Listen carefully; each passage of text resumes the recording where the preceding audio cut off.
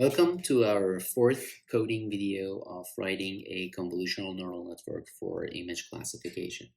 In the previous videos, I showed to you how to build up your convolutional neural network model by perhaps making the simplest possible model consisting of only 3 layers, 2 convolutional layers and a fully connected layer. We then went ahead by writing the hyperparameters device model optimizer loss function. And then in the previous video, we downloaded the data. In my case, I uploaded them into my Google Drive, mounted my Google Drive into my Google Colab, and then we just wanted to visualize our data.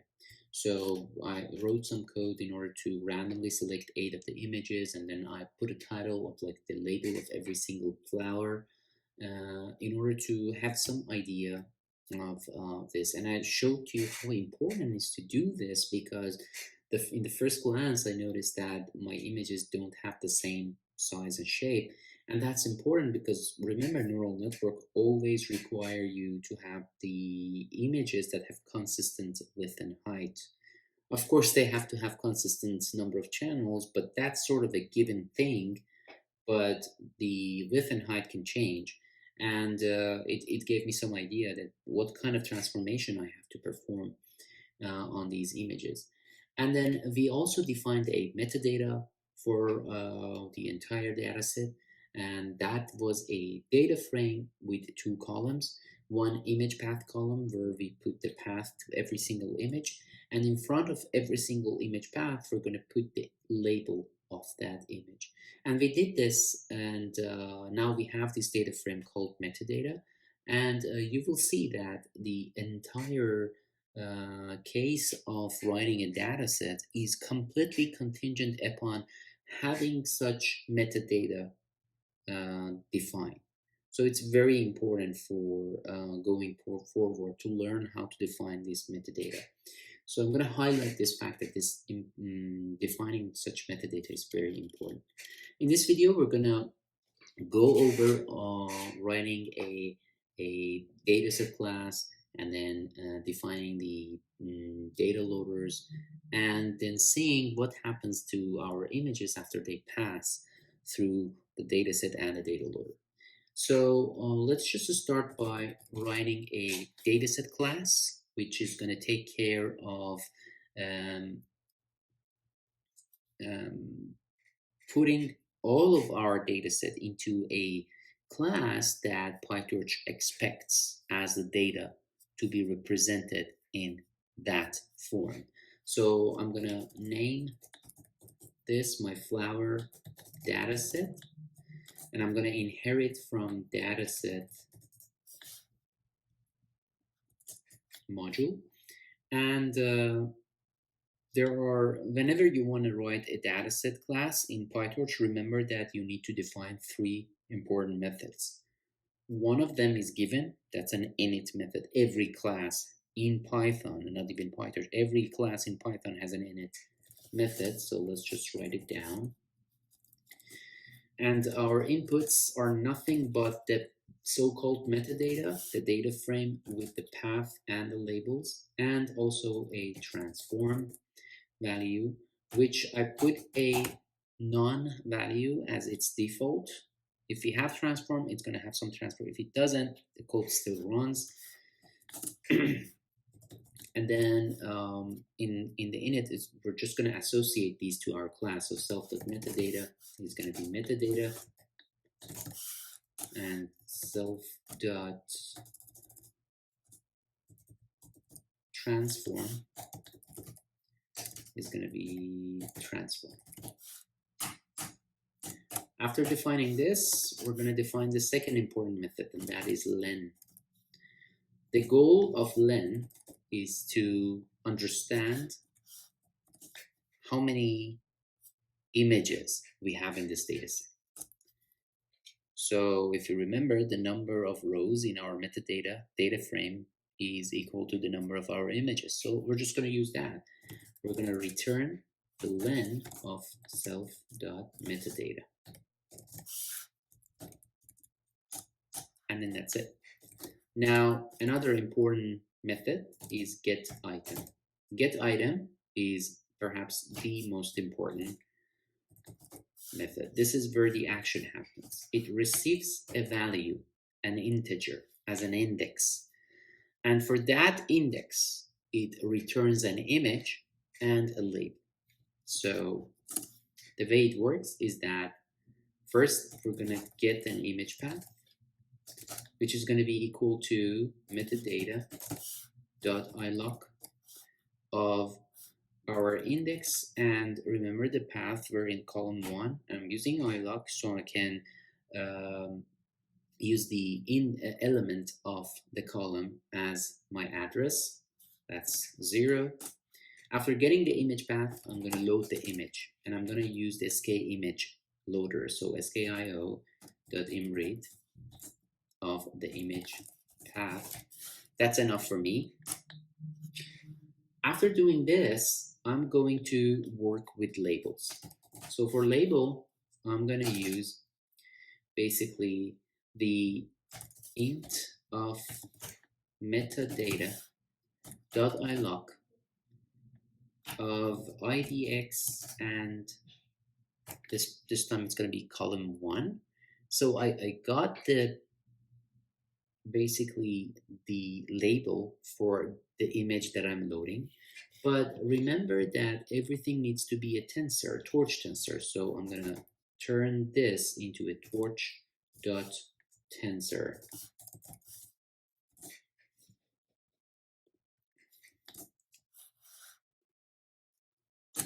Okay, so now here we have to think about a very important issue here. That every time you're going to work with any kind of model, you're going to experience it.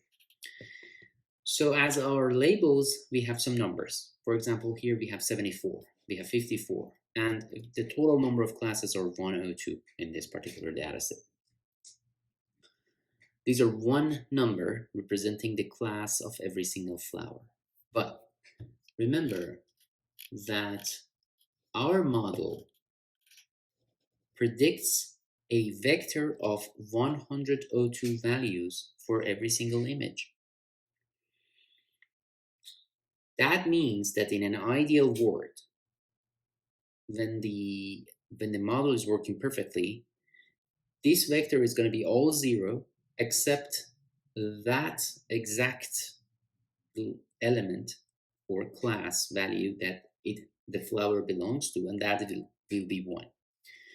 What it means is that when it's 83, when the actual label is 83, it means that the way that I have to represent this 83 to my model is a vector of 102 values with 101 zeros, and the element number 83 is 1. The way that we implement it is very simple actually. We're going to say label. So under torch.nn.functional, which we imported as f, there's a function called onehot.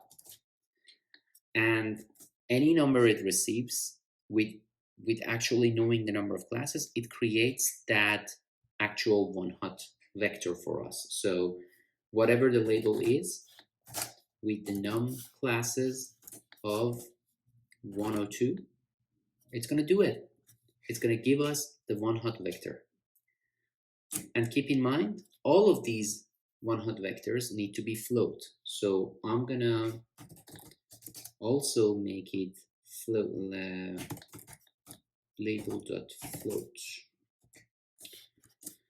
Okay, so there's one more thing that needs to be done in my image, and it's the case that we have a transformation. So if transform, we're going to say the image is self. Okay, yes, I need to say self.transform. Self.transform of the image that we have loaded, right? After this is done, our work is done, and get item needs to return a tuple, and the tuple is image and the label. That's perfect. We wrote our data set as easy as you could think of. And now let's think about what should be our transformation. So I'm going to start by writing a flower transform. Remember that at the beginning, we have imported from torchvision.transforms, we have imported transforms. And now you can see how useful are transforms, because every kind of transformation we want to do are basically located under transforms module. So the first thing I use is the transform.compose.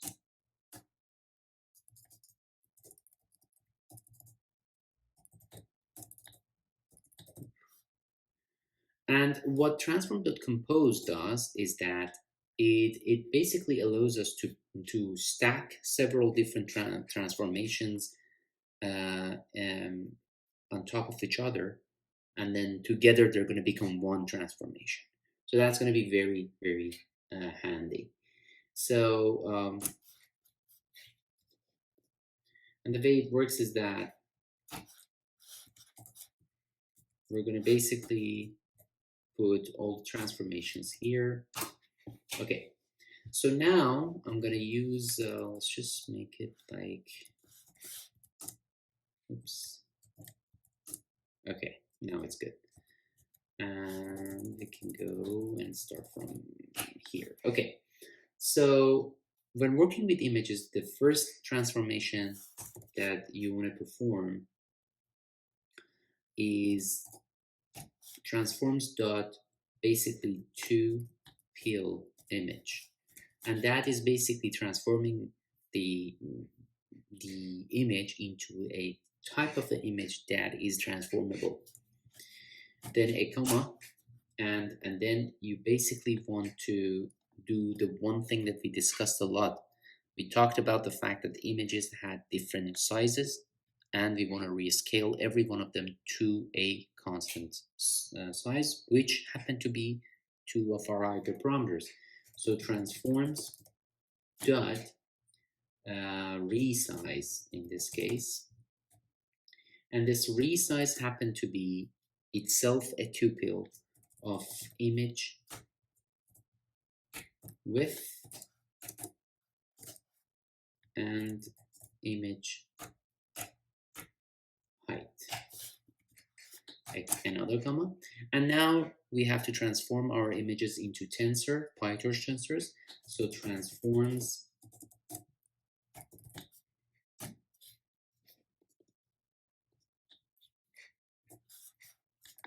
to tensor. And at the end, we absolutely want to normalize our images. That is one transformation that you always have to think about. And it's always useful to normalize the images. So transforms dot normalize. Now it's going to be a little bit funny here. In order to normalize, we basically do z normalization on every single pixel. And for that, you need a mean value for every single channel and a standard deviation value.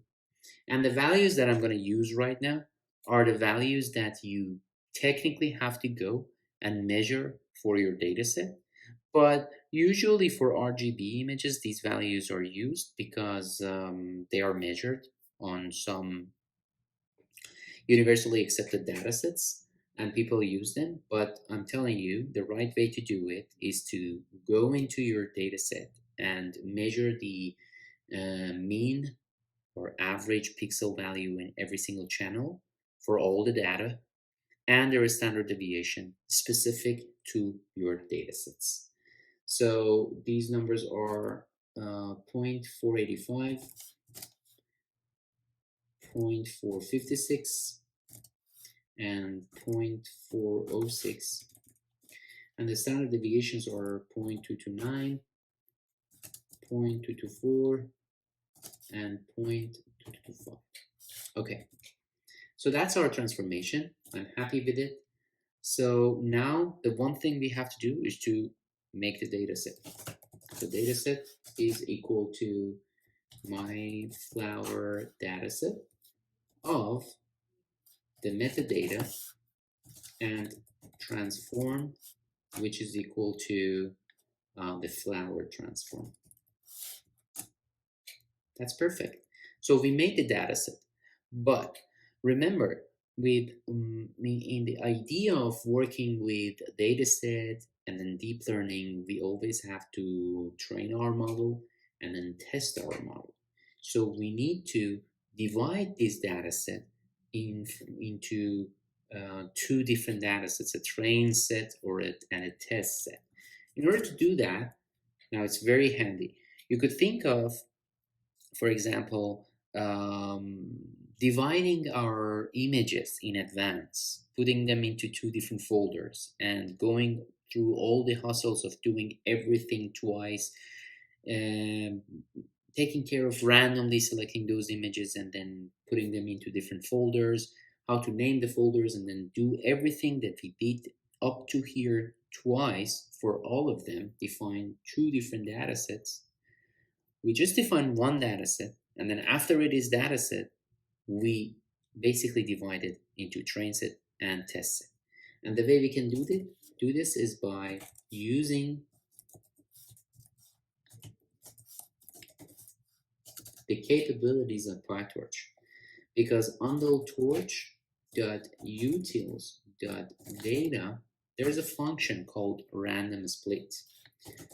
And random split does the job for us. It gets the data set that you want to split, and it also gets a list of the values that you want. If you're dividing it into two data sets, you need to provide two values, and these values need to, the sum of these values need to be equal to all of the images that you have in that data set.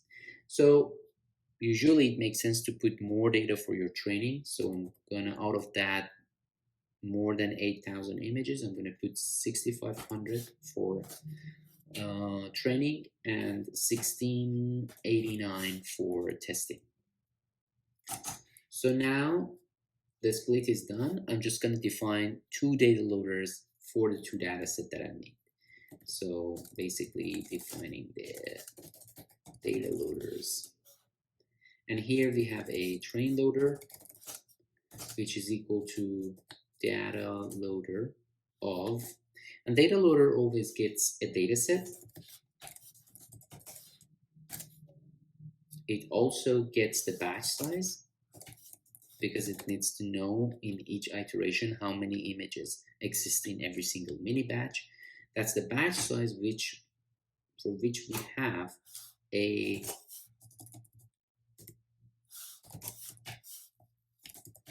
hyperparameter, and also it needs to know whether we want to shuffle, and we pretty much always want to shuffle our data. So let's just copy this line of code and paste it right below, and we just need to change this to test set, and then the train also needs to be changed to test loader. So we defined everything here, and I run it.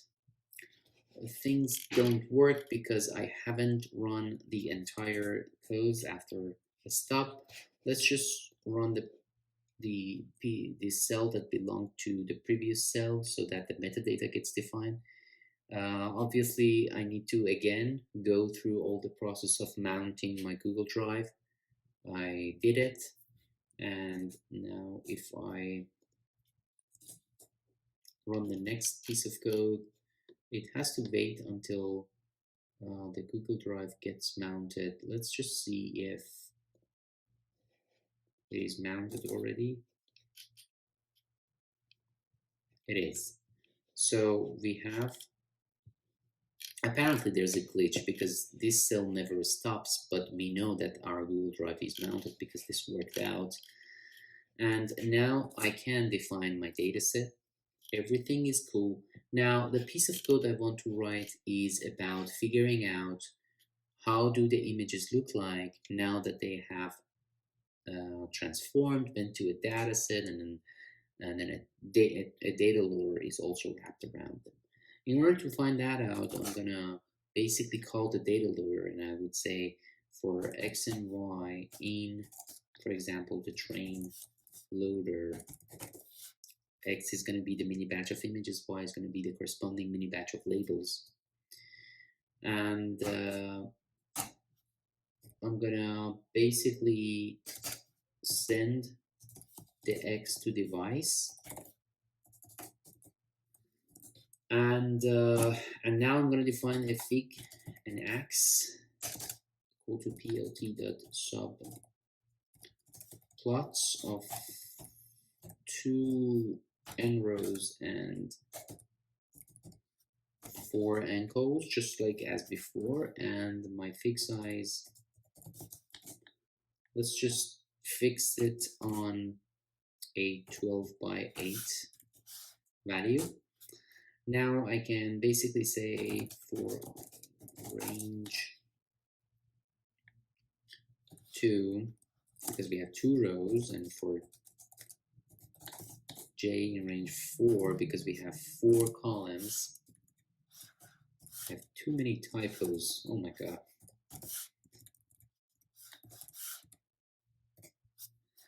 So basically what I want is the x of I and j to show.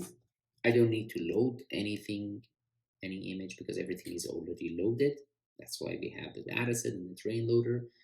And actually what happens is that the train loader has the train set inside. Train set has the dataset class inside, and every time we're reading one image here, it's basically going through all of these processes and then transformation. So in this case, we want to know what is the x of, now this x probably has a batch size of 64, so it probably has 64 images inside. I don't even want to randomly select, I just want to show the first 8 images. So x of I times 4 plus j, again you can do the math, it's going to guarantee that we're going to select the first images dot CPU. In case that your device is GPU and your X is transferred to GPU, we're going to bring it back to CPU. And remember that the way Pytorch reads the images is that it puts the channel first and then the width and then the height. But the way classically the plotlib, the pyplot within the matplotlib or SK image work is that they expect the image to be like width of the image, the height of the image, and then the channel. So here we need to permute the images to say that first put the first channel, then the second channel, and then the 0 channel. So make sure that basically the channel goes to the end, and then first dimension, or dimension number 1, which is the second dimension, is basically becomes width and then the height. And then we have xij dot axis set to off. I don't want to have any axis. And then I don't want to go through all the data, just break it after one time showing all the images. Again, I do have error.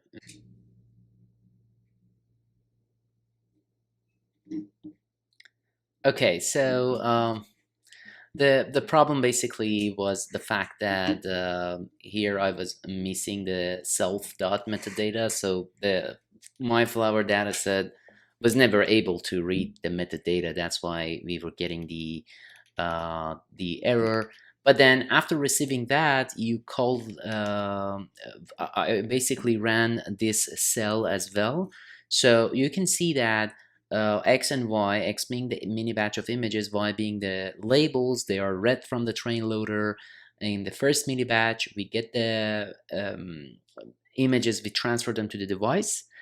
We then say fig and x plt.subplots and so on and so forth, whatever we did previously to get the images in the original format. This time we're getting the images in the format of basically the transformed format, sending them to pill images, then making sure that they are tensor, and then also rescaling them. And and as you can see, following rescaling, all the images have the same size and shape, and that's exactly what we wanted. And also they are normalized. That's why their colors is a little bit messed up and it seems like it's not real. But it turns out that these normalized colors are better suited for our neural network. So I'll see you in the next video where we are going to work towards the step 5, and that would be writing the training loop and the training of the model. I'll see you there. Thanks.